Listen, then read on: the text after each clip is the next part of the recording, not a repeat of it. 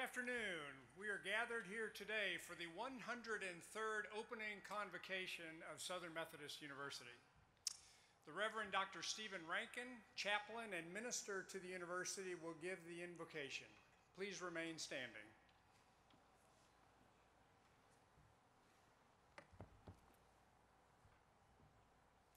Let us pray.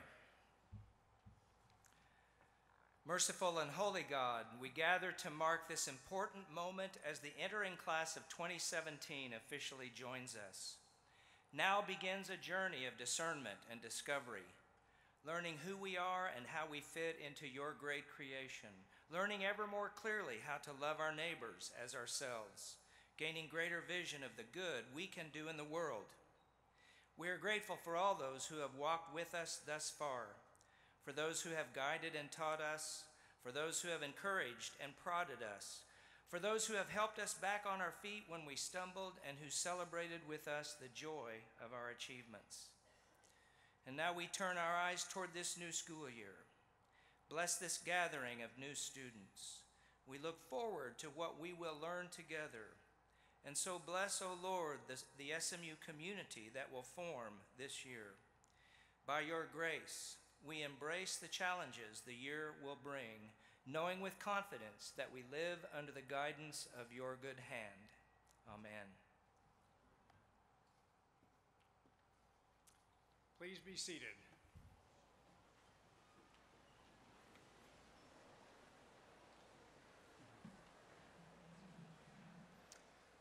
We are thrilled to see you all here today.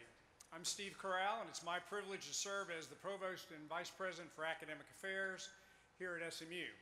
And I want to extend a warm welcome to all of you, to our new first-year students and our new transfer students, to the parents, to the partners, family and friends of our students, and also to our faculty and retired faculty, to our administrators and staff and special guests, and to our alumni.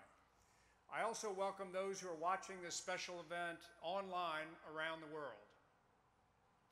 It's appropriate that you have marched through Dallas Hall, the first building on this campus, as part of your passage, your entrance rite. As you came out of Dallas Hall, you were greeted by student leaders and Peruna, our university mascot, and you were led into convocation by representatives of the faculty and student members of Phi Beta Kappa, whose presence symbolizes our mission of academic excellence. Would the Phi Beta Kappa delegation please stand to be recognized?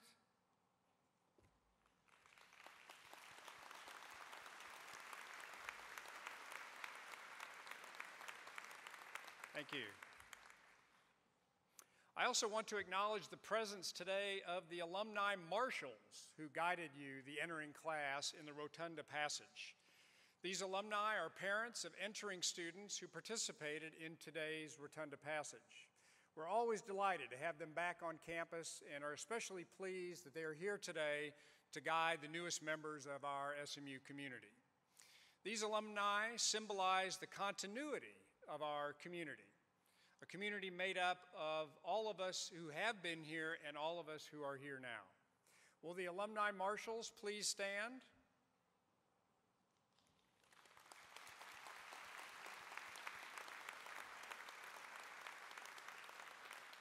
Thank you, alumni marshals. To our new students, we are honored to formally welcome you into the SMU family. It's appropriate that we gather here in McFarland Auditorium, a beautiful and historic place, on occasions such as this convocation. At this time and in this place, we join those who have preceded us, and in so doing, we make our own distinct contributions to this great university. The spirited processional music of Imperial Brass reminds us that this place and this moment are very special. And at this time, I want to recognize certain members of today's platform party. I will ask these individuals to stand when introduced and remain standing, and please hold your applause until all the introductions are made. Representing SMU's Board of Trustees today are Michael Boone, Chair of the Board of Trustees, R. Gerald Turner, 10th President of Southern Methodist University, and Paul Kruger, President of the SMU Faculty Senate. Vice Presidents of the university in attendance are Casey Majay, Vice President for Student Affairs, Harold Stanley, Vice President for Executive Affairs, Paul Ward, Vice President for Legal Affairs and Government Relations, General Counsel, and Secretary. Academic deans and their directors representing their schools and areas include Gary Brubaker, Director of the Guildhall at SMU, Mark Christensen, Dean of the Lyle School of Engineering, Jennifer Collins, Dean of the Dedman School of Law, Craig Hill, Dean of the Perkins School of Theology, Samuel Holland, Dean of the Meadow School of the Arts, Elizabeth Killingsworth, Dean and Director of Central University Libraries ad interim, Stephanie Knight, Dean of the Annette Caldwell Simmons School of Education and Human Development, Matthew Myers, Dean of the Edwin L. Cox School of Business, James Quick, Associate Vice President for Research and Dean of Graduate Studies, Joanne Vogel, Associate Vice President for Student Affairs and Dean of Student Life. And lastly, other members on the stage include Barbara Hill Moore, Platform Party Marshal, and Marjorie Rush, President of the SMU Staff Association. Please greet these individuals with your applause.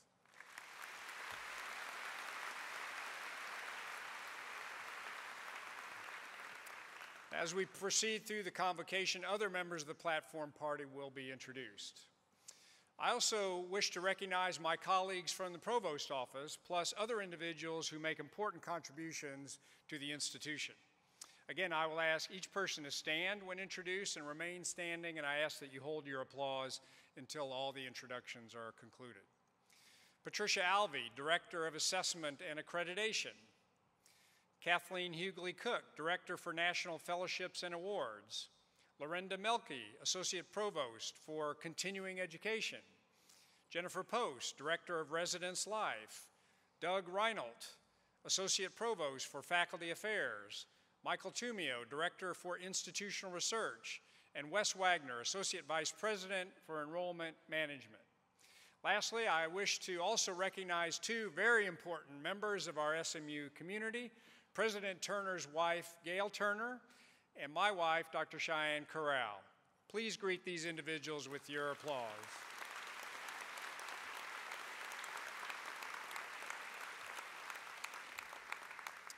Now, throughout its history, SMU has been served by distinguished faculty who are devoted to teaching and to their students. And so it's with great pride and pleasure that I ask the faculty, emeriti, and faculty currently in service to please stand. Please join me in recognizing our colleagues.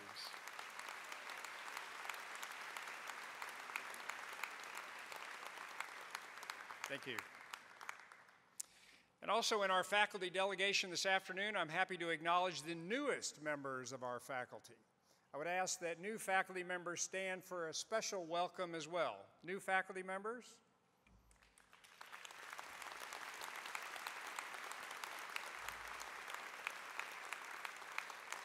Thank you.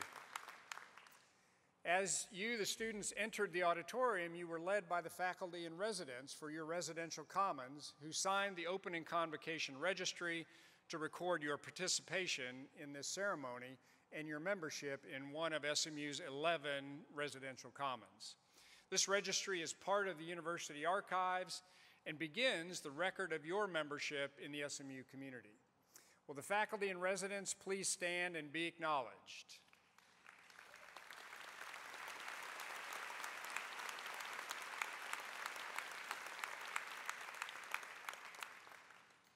At this time, I'm pleased to welcome members of the Platform Party who are here to greet you. First, I call forward Michael Boone, Chair of the SMU Board of Trustees. Following Mr. Boone, we'll hear from Professor Paul Kruger, President of the SMU Faculty Senate, and Mr. David Shirzad, President of the SMU Student Body. Mr. Boone?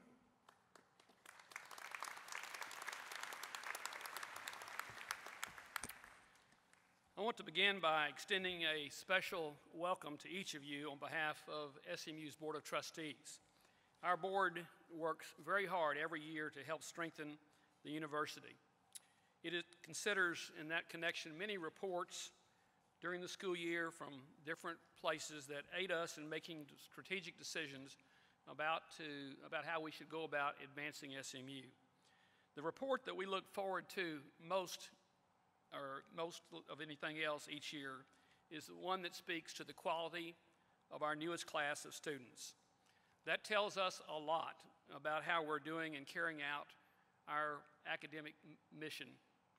You see, for more than 20 consecutive years now, each new class of students has been stronger academically and talent-wise than the prior year's class. That is why we are thrilled to know that your class has kept the string going. Your profile is the best in this stellar history of gains in student quality. Congratulations. Applaud yourself.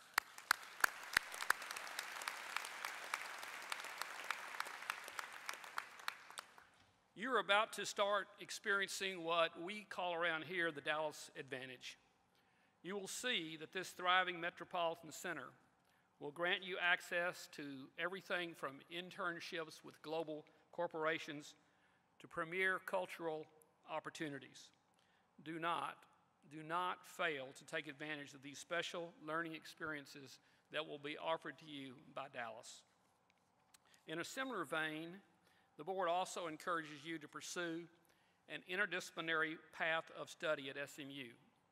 Learning from as many courses of study as you can will be very important in helping you shape and be shaped into a world changer. Also, I would make special note that SMU enjoys a wonderful legacy of producing great leaders in business, education, government, and the like. I don't have to say very much to note that our world is in need of leaders across all fields of endeavor. So we encourage each of you to also pursue learning opportunities that will help you to develop your leadership skills while you're here at SMU. This will be very important to you as the years go by. Now let me close with a few remarks about the entrepreneurial and teamwork spirit that permeates the SMU campus. I like to think of it as being the DNA of SMU. Every year, this spirit is the key analyst for big ideas and the creative work product that emanates from our students and from our faculty. In that regard, you're also going to often hear and see the words "pony up" as you go about the campus. I would suggest that you consider these words to be a rallying call for you to step up and dare to be great at everything you do here at SMU. Make your time spent here really count. Always give it your best and go the extra mile. The Board of Trustees, of course, wishes you the very best. We are glad that you are here, and we are glad that you are Mustangs. Now, having said that, and with classes starting tomorrow, there is only one thing left for me to say, and that is, it is time to pony up.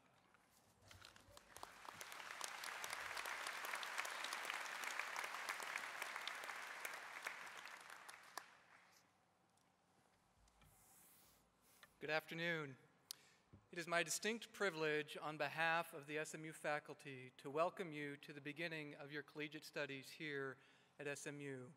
This is the start of an important journey for you, a journey that will have an impact not only on your life, but also on the lives of your current and future families and on those you meet throughout your future career.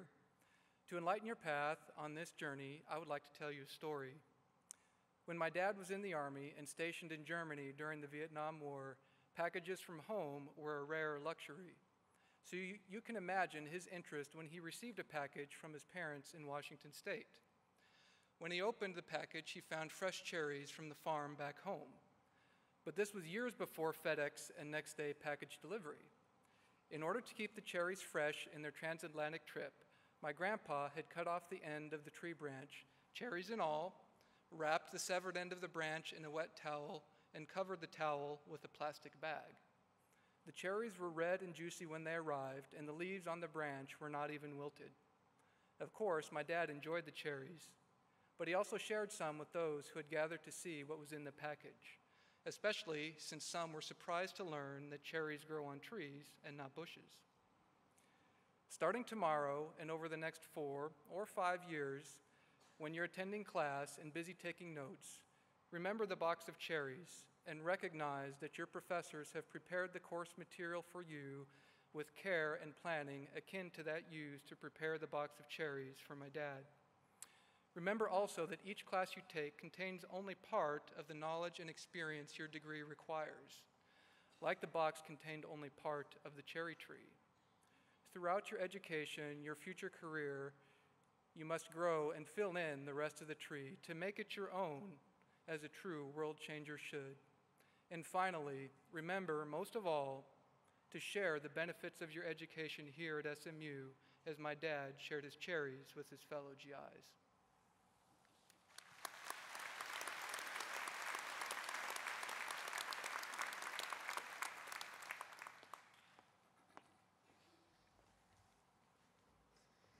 Good afternoon, Mustangs. My name is David Shirzad.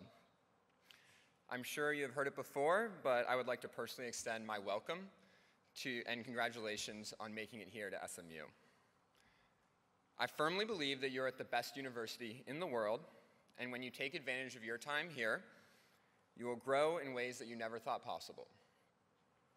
Today, I have with me SMU's Howard Lantern. It's called the Howard Lantern because it is dedicated to the late Professor Emeritus Lauren Howard, Chief Marshal Emeritus of SMU. Each year during the May Baccalaureate ceremony, this lantern is handed down by a senior to a representative from the junior class, a symbolic passing of the light that sustains our university. The Howard Lantern serves as a reminder for us today as an important indicator of our traditions that make up our university life and of the light of learning and intellectual curiosity which shines within the students, faculty, and staff here at SMU. Now, a word that I have always loved is potential, a latent excellence or ability that may or may not be developed. I hope you always go on to develop this, but at SMU, we have a different kind of potential. We have SMU-tential, a latent excellence or ability that may or may not be developed during your time here at SMU. During your time here, I hope you all think constantly about fulfilling your SMU-tential. To help you get started, I have 3 pieces of advice. 1, ask questions. 2, push yourself to be uncomfortable. 3, go explore. As your student body president, it is my honor to serve you and represent you to the faculty, staff, and administration of SMU. And today, when I give you those 3 pieces of advice, I give myself those 3 same pieces of advice. As part of my job this year, I promise to ask questions, be uncomfortable, and explore how this university can best serve its students. I hope that you will do the same for me. A latent excellence that may or may not be developed, develop it. Ask questions, be uncomfortable, go explore. Together we can fulfill our SMU-tential. Good luck in class this week, and pony up.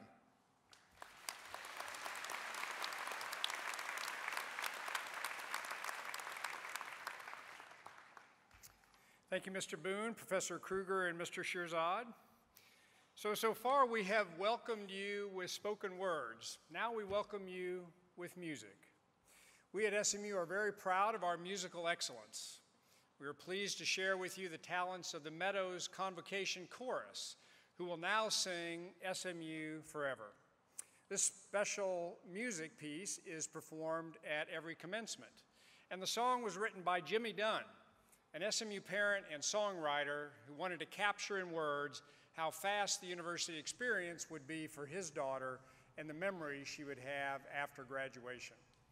The chorus is directed by Dr. Pamela Elrod Huffman, Associate Professor of Music and Director of Choral Activities in the Meadows School of the Arts.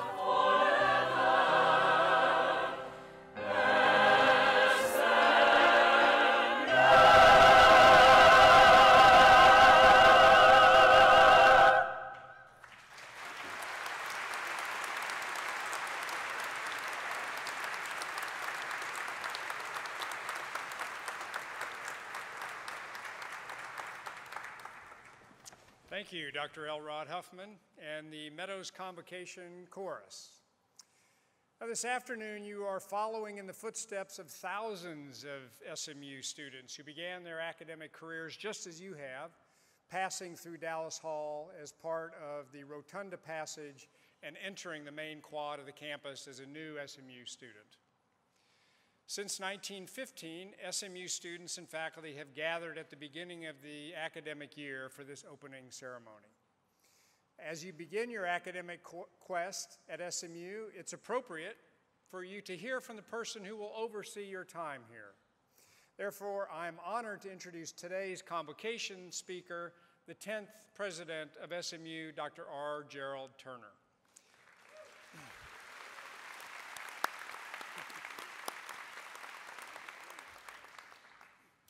A native of Texas, he received his bachelor's degree from Abilene Christian University and his master's and PhD from the University of Texas at Austin. After leaving Austin, he served on the faculty and administration of Pepperdine University and the University of Oklahoma before becoming chancellor of the University of Mississippi at the age of 38, making him at the time one of the youngest university leaders in the United States. He became president of SMU in 1995 and is the longest continuously serving president in SMU history, with good reason. For example, under his leadership, student quality has dramatically improved, measured by a near tripling of applications and a 175-point increase in SAT scores. SMU is now ranked in the top 20% of all U.S. colleges and universities. Among the new facilities built during this era is the George W. Bush Presidential Center, which brought the 5 serving U.S. presidents to campus for its dedication in 2013 and continues to draw international leaders to the hilltop. Dr. Turner has led the strategic planning and fundraising campaigns that have added scholarships, academic programs, and centers, in addition to many new facilities we enjoy. The most recent campaign for the second century raised $1.15 billion, making SMU the 35th private university to conduct a $1 billion campaign. Please join me in greeting our 103rd commencement speaker, President R. Gerald Turner.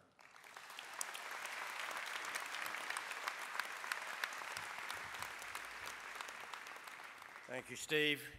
Students, lesson number 1. If you want to get a good introduction, either have a family member or an employee give it. It's a pretty good way to make sure you get a good introduction, and I appreciate it. So far, students, in your short time, you've passed several milestones. You came here for Arrow in the summer. Move-in day was earlier this week. Chorale, you've just come back from it. Convocation, right now. And then, of course, the last and most important one is tomorrow, the first day of class, when you begin your path to your college degree. And for our first-year students, the 4 years go very quickly, so make the most of that time. By the way, your parents expect you to graduate in that 4-year time frame.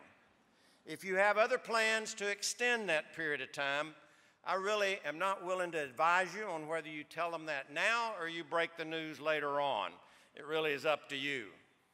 But those of you who are transfers, and we have about 300 transfers each year among our students here for the first time, it will also go quickly for you.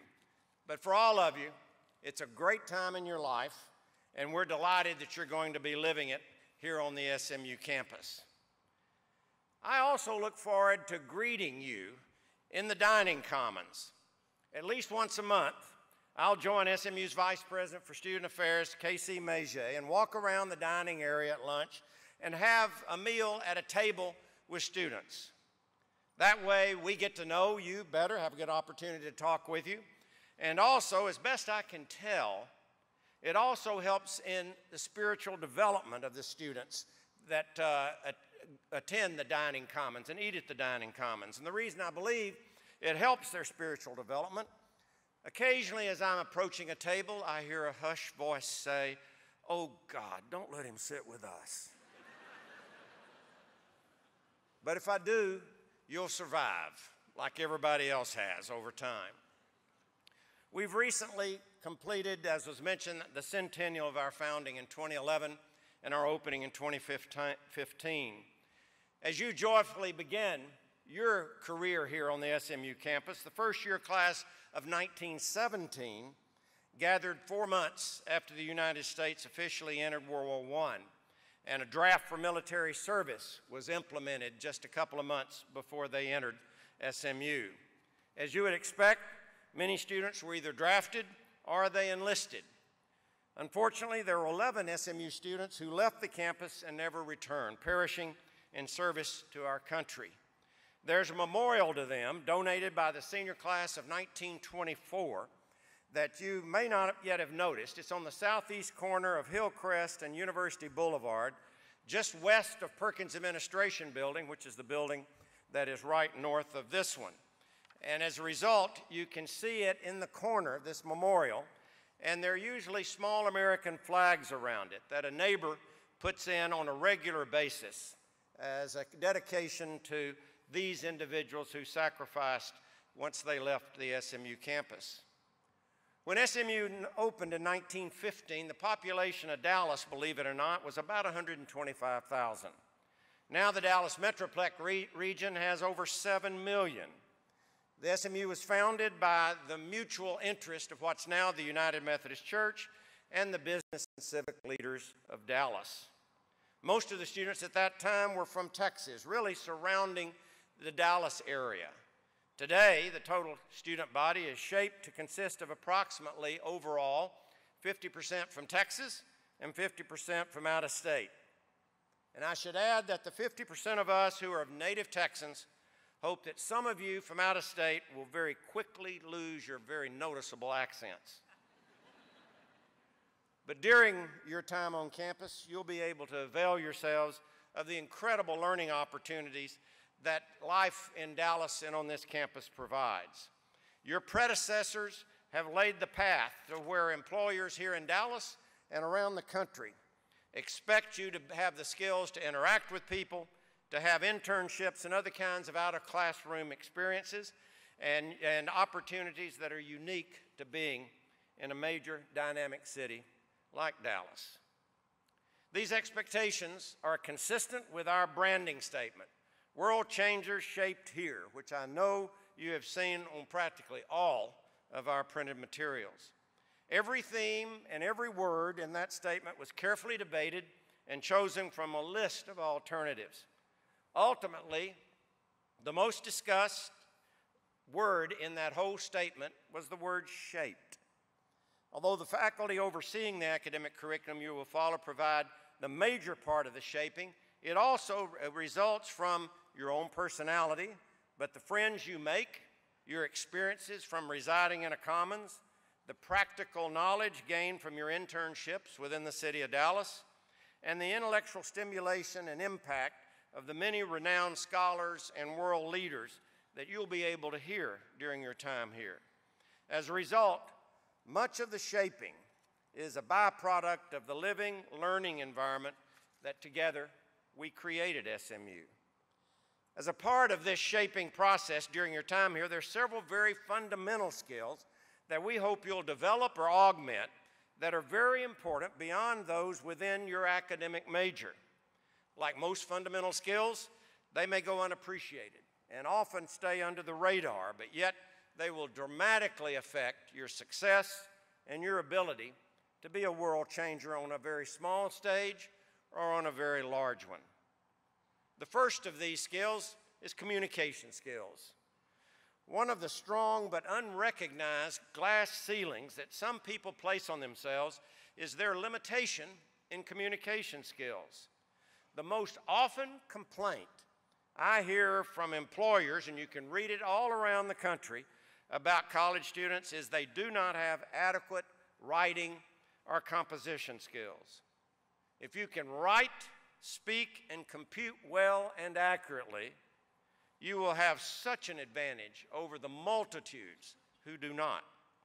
I can tell you that during my career, I've had to turn down applicants for high-level administrative positions just because of their limited communication skills, particularly in samples of writing that they submitted.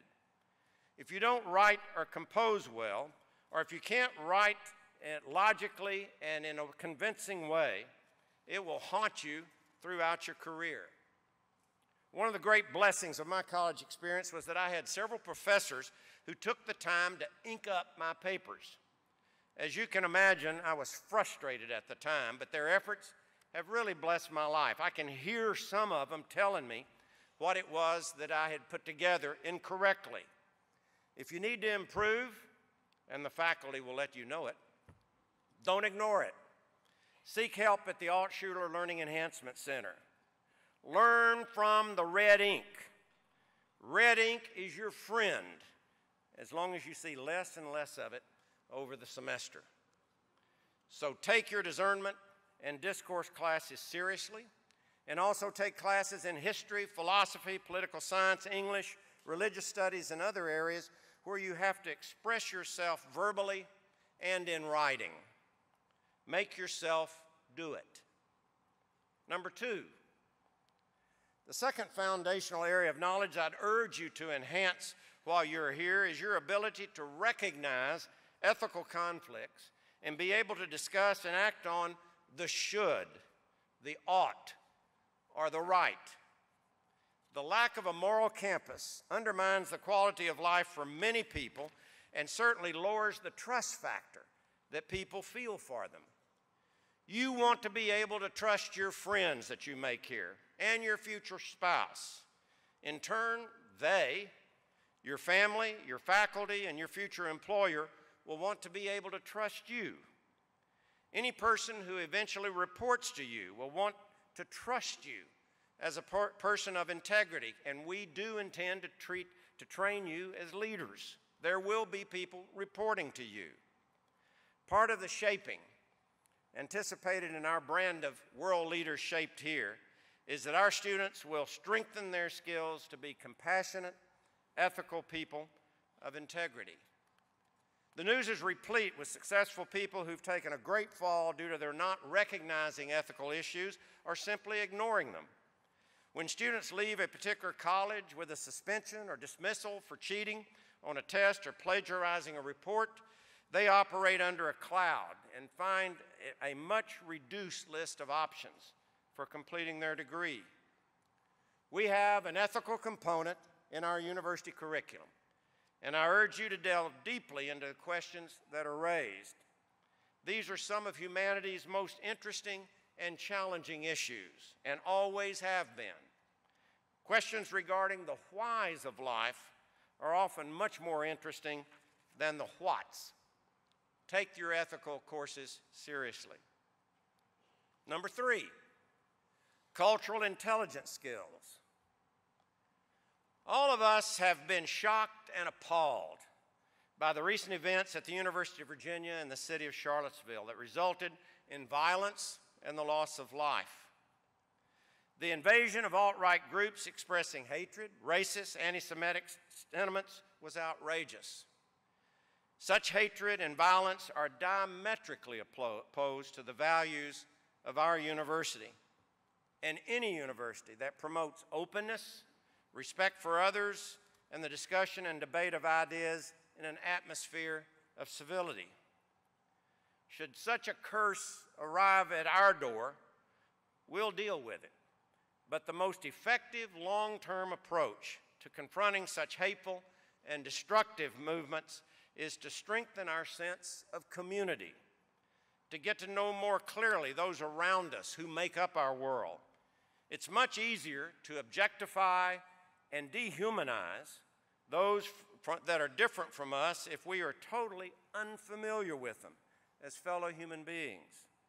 This lack of cultural intelligence limits our growth individually and will certainly hinder our success in a world based not on any identifiable or identity markers, but based primarily upon ability, preparedness, talent, and skills.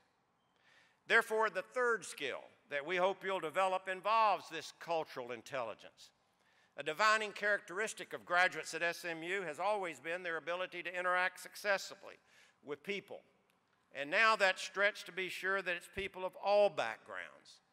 Our graduates are already known for these skills. Therefore, to expand this ability to work with people from all races, all nationalities, all political ideologies, socioeconomic backgrounds, and religions will be a special value added to your education here, a unique skill that will serve you well.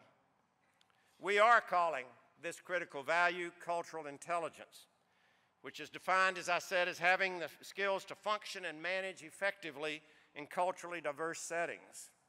It means gaining the information that will help you create and collaborate with people, whether they're from Dubai, Detroit, or Des Moines. The class of 2021 is composed of 26% of students from diversity minority backgrounds.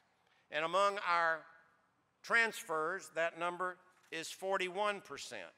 We also have students representing 90 different countries. When you consider this alongside the geographical distinctions between our students who literally go from California to the Northeast to Florida and up to the Midwest, then it's a fertile field for gaining and increasing our cultural intelligence. This fall, we'll be launching CIQ, Cultural Intelligence, at SMU, under the leadership of Dr. Maria Dixon Hall.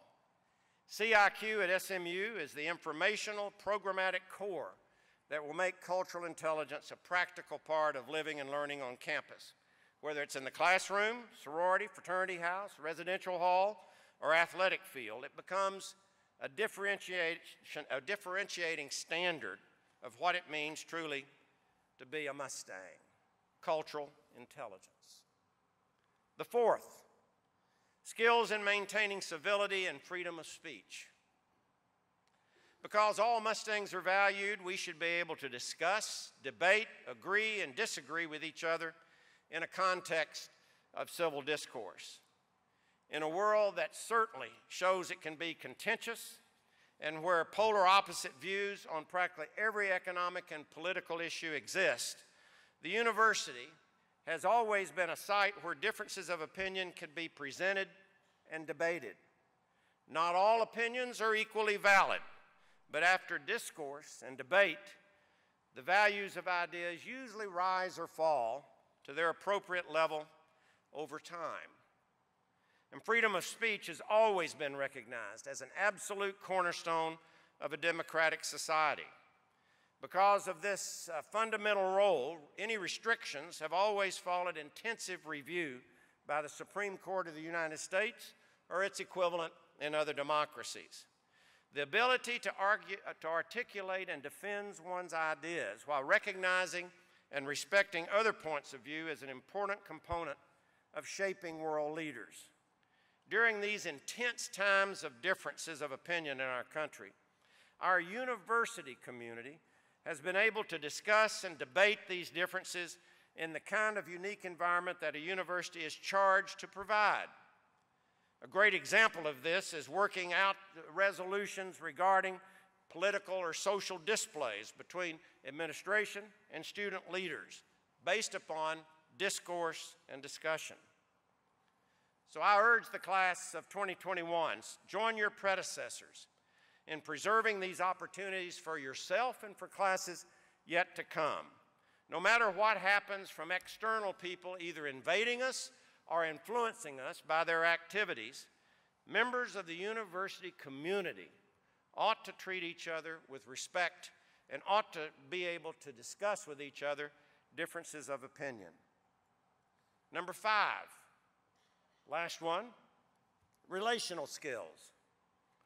More than any time in our country's history, you need to establish carefully the guidelines for romantic and sexual relationships that reflect your own religious and moral values informed by the evolving legal standards of sexual relationships. I know you had a program on this yesterday. This evolution is somewhat the fallout of the sexual revolution during the 60s and 70s. Yes, students, the generation of your G-Dad and Nana or Meemaw and Pawpaw were the hip dudes and chicks of that era. The last few years have seen a continuing list of state and federal laws trying to address campus and judicial issues surrounding sexual misconduct and assault. At a time in which some people would like to reduce sexual experience to just another skill-based activity, it's become increasingly clear that for many, the emotional and physical cost of such a cavalier approach is high, and that sexual assault and sexual exploitation occurs more often than was heretofore acknowledged. In 1915, when SMU opened the men's and the women's dorms, you can picture the dorms then as separated not only by distance, but probably also by electrically charged barbed wire, with a deep moat surrounding the women's dorm teeming with alligators. The pendulum of social mores has swung back forcefully, and many would say way too far, from this extreme to what may be viewed as another. But a frivolous attitude regarding consent for sexual relations and an unwillingness to recognize the legal impossibility of an intoxicated person, 0.08 level or greater, that's 4 ounces of wine, 8 ounces of beer for most, that person giving consent, plus disinterest in the rights and health of others, can get you into situations with outcomes that will follow you for many years to come. For many of those that initiate this kind of activity, you'll be completing your college degree somewhere else.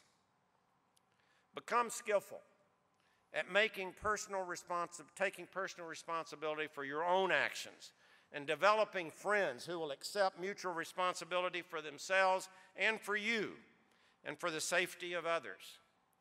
These approaches are critical for healthy relationships in densely populated areas like college campuses. Therefore, be wise. Expand your worldview.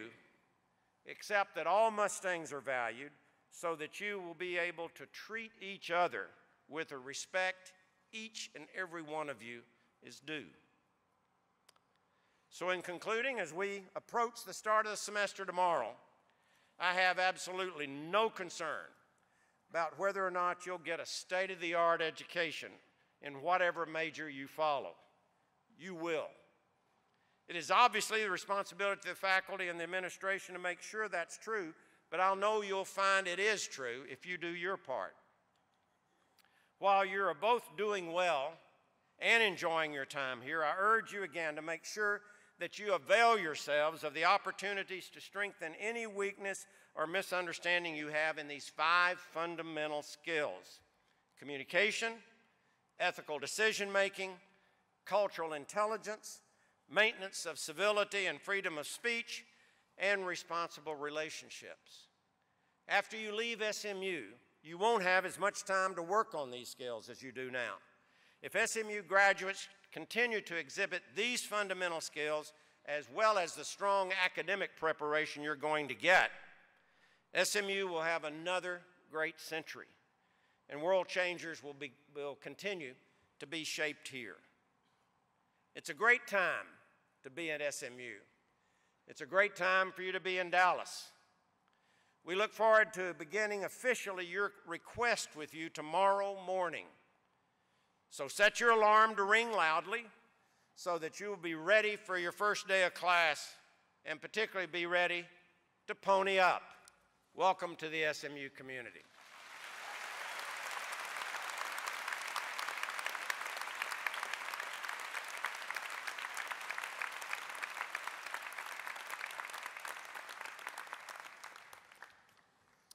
Well, thank you, President Turner, for those insightful and thoughtful remarks.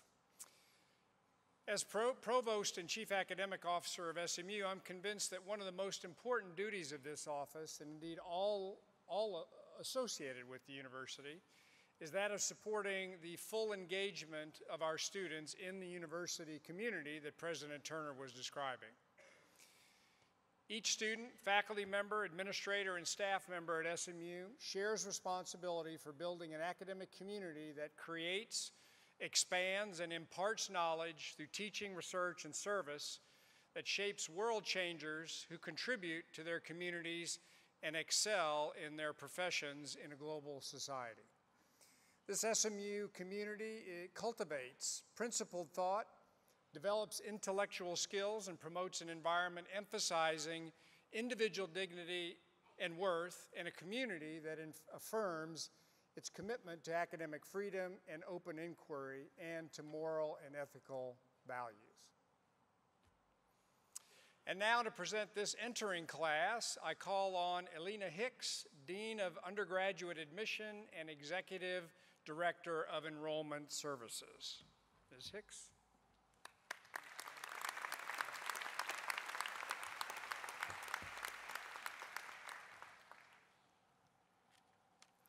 President Turner, trustees, deans, faculty, administration, staff, parents, and guests.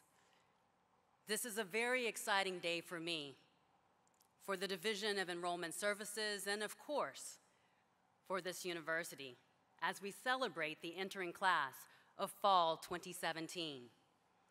The students who sit before you were chosen from the nearly 15,000 applications received this year for first-year and transfer admissions.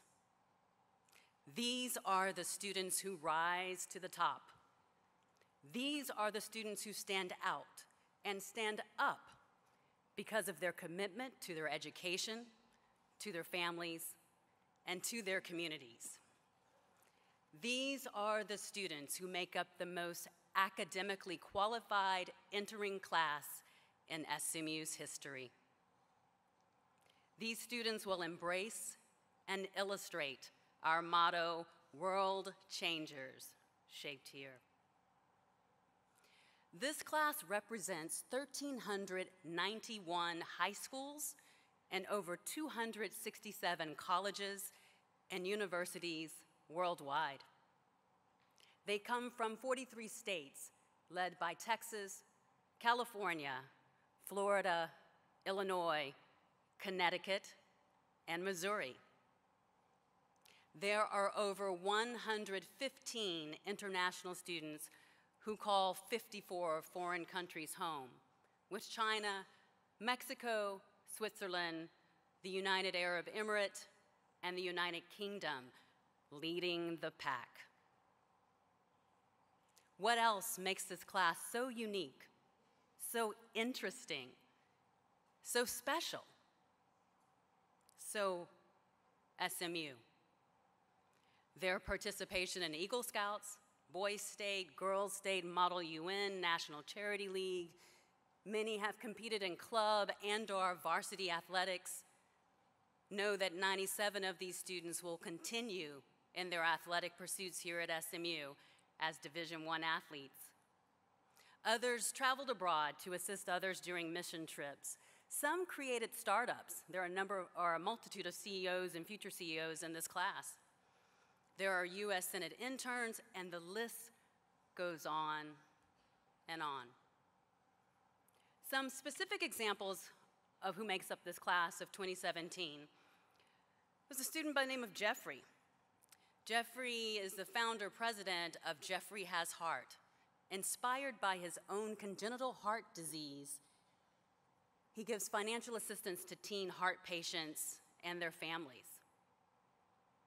Another person, Emerson, is the CEO of Force Evader, a company which builds and tests novel prototype helmet systems. He has a government contract from the U.S. Army to build helmet systems. His prototypes outperformed current NFL and NASCAR systems. Alex, through his passion for finance and investments, bought a share of Apple stock when he was 8, created a student investment group at his high school, and the proceeds go back to the school's endowment to support a scholarship fund. And finally, within the fall 2017 class, 63 students are first-generation students, the first to go off to college in their family, from their family. 308 have a family member who attended SMU. 37 students have parents who work for the university. 48 students applied at the same time as their sibling. and 9. 9 have served this great country through the armed forces.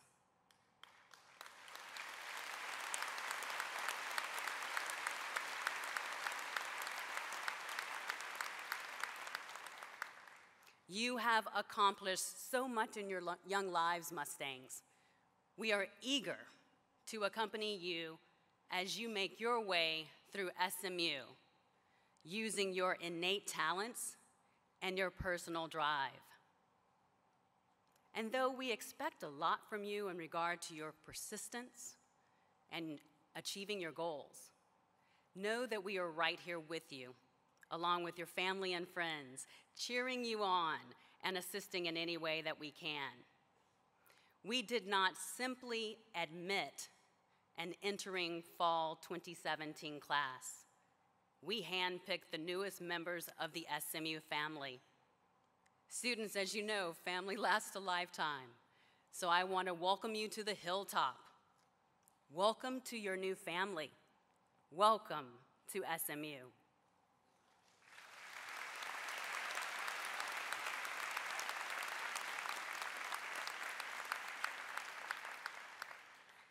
Now it is my honor to present the entering class and the opening convocation registry to President Turner.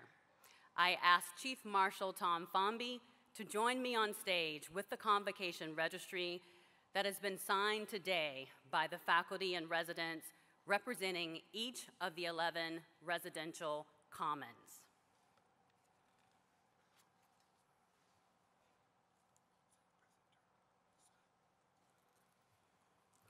Will all new incoming students please rise and remain standing?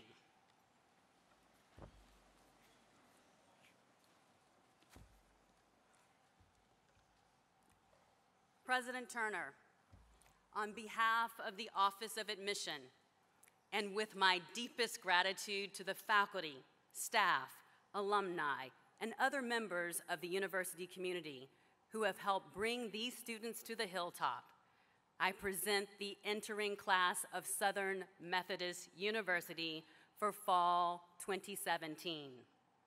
Their faculty and residents have noted their presence today in the convocation registry.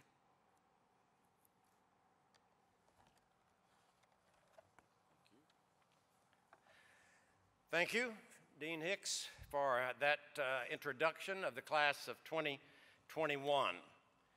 As president of Southern Methodist University, I welcome you to our community of learning and give you the following four-part charge, and I'll ask you to accept it at the end. Number one, be mindful of the privileges and responsibilities of citizenship at SMU. Two, be engaged in the community and be aware that the diversity of backgrounds among you is one of the great strengths of SMU. Number three, be diligent in your pursuit of academic goals, the ones who brought you to us. And number four, be committed to avail yourselves of the incredible resources now before you.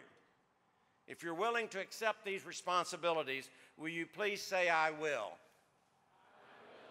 Thank you. Now it's my pleasure to accept the entering class of 2017, and I proudly sign the registry for the class of 2017. Very front. That's why you have somebody leading this event.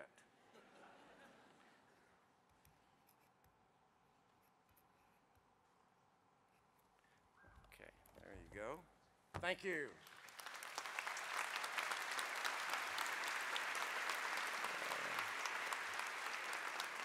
Congratulations to our new students, and for all of you and for our FERS who've been a part of bringing this event to fruition, we thank you. Would you please now be seated?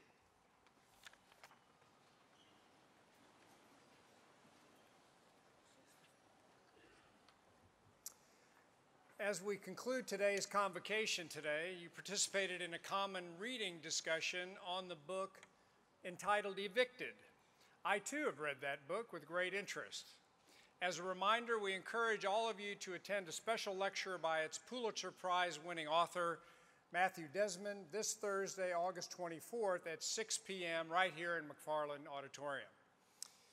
Now, by the way, the building that we are sitting in today, McFarland Auditorium, was a gift to SMU by Robert McFarland so that we might have a center for our collective life and so that we could also serve the cultural needs of North Texas.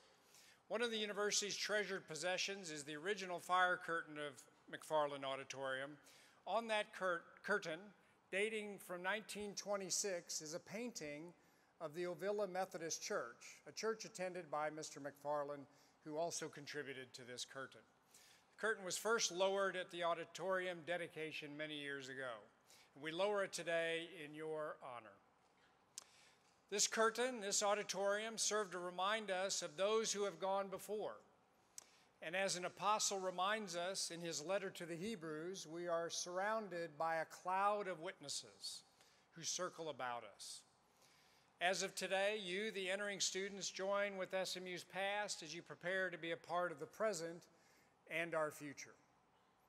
And now, will the entire audience please stand for the singing of the university's alma mater and for the benediction, which will be delivered by Professor Craig Hill, Dean of the Perkins School of Theology. The words of Varsity, our alma mater, are found inside your program. We'll be led by the Meadows Convocation Chorus, and following the benediction, we ask our entering students and guests to remain standing for the recessional. After the recessional, you will be dismissed by the Chief Marshal.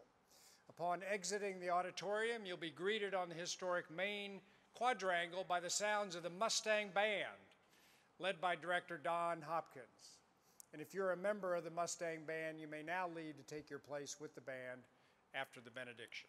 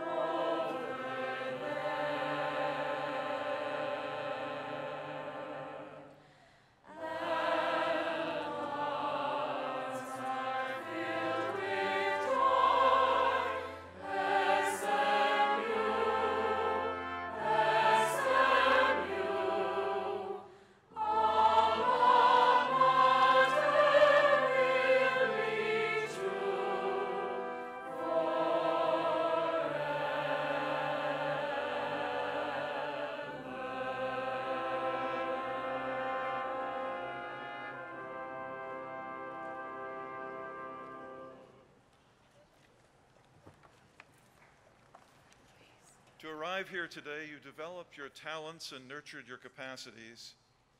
But talents and capacities you yourself did not create or earn. Instead, you embraced the gifts you already had received. That was your part. This day, this place, this opportunity is another such gift.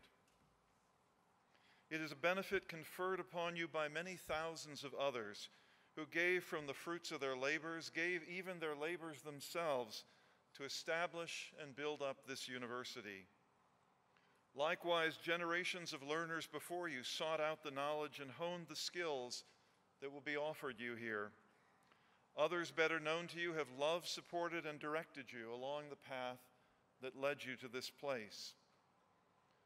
You cannot repay them, but you can receive these gifts with gratitude and use these gifts to become a gift yourself to the world, a new link in a very long chain of compassion and service.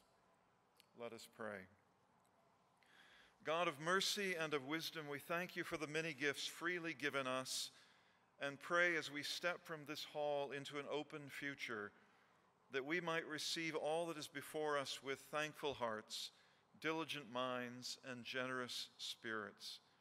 And as we have been given, so prepare us to give. Amen.